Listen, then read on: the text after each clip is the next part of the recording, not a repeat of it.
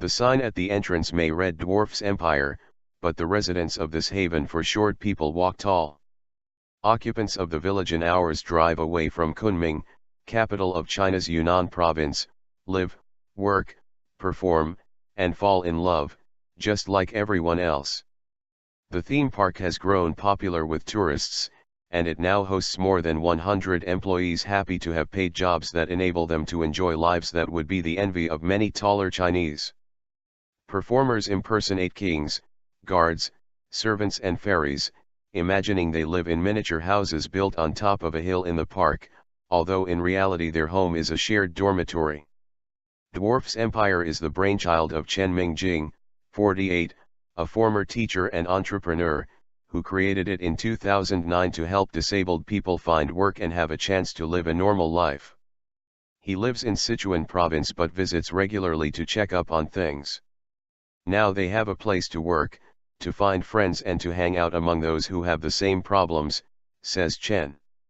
Aside from his short stature and undersized, wrinkled hands, Yuan Hongbing, 22, cuts a stylish figure. A passionate basketball fan, he dresses in cool clothes with long dark hair hanging down, earring in his left ear, and sunglasses perched on the top of his head. Everyone in my family is normal, quite the average height, says Yuan, a resident of the Dwarfs Empire for 2 years. He has a good reason to be happy in his adopted home, it is where he met the love of his life, Jiang Yuding, 21, who arrived at Dwarfs Empire about the same time. The couple married a year ago and have a 3-month-old baby. Both perform in a show twice a day that attracts tourists from all over the country and combines different circus acts involving acrobats and motorcyclists, belly dancers and singers.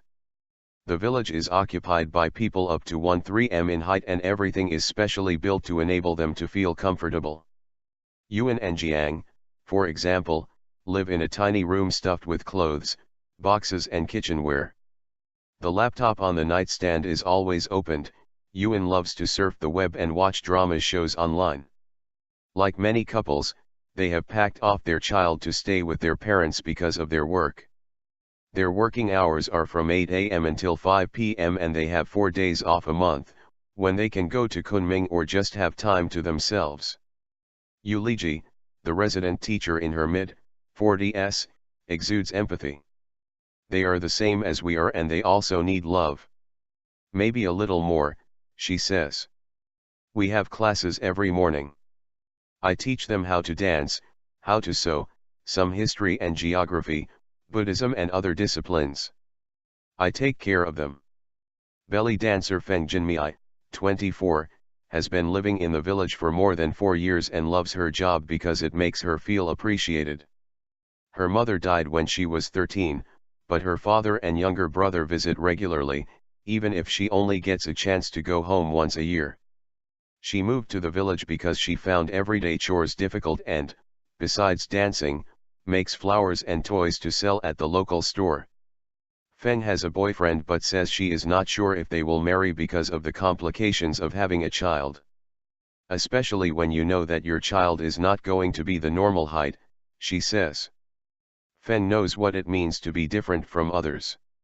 Sometimes we get tourists that come here just to stare at us, it's awful, she says. But not all of them are like that, most of them are actually quite nice. I just hate it when they call me small and adorable all the time. Yet although life in Dwarfs Empire may allow its lucky residents to live fulfilled and productive lives, it will never enable them to escape their condition. Asked if she could have had the chance to grow up with normal height, Feng confesses, apprehensively, that she has always dreamt of being taller.